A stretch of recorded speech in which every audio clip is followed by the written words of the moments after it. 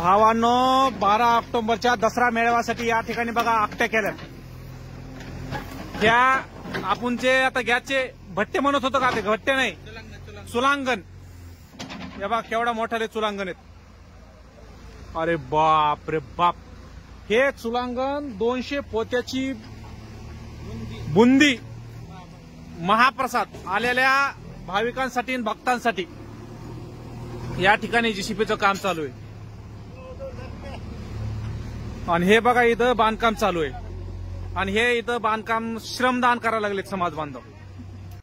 बघा हे जवळजवळ याच्यात पूर्ण माणूस जाऊन बसतोय,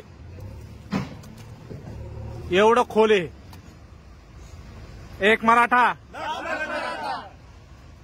एक मराठा, एक मराठा. 200 पोत्याची बुंदी या ठिकाणी महाप्रसाद म्हणून वाटप केली जाणार आहे.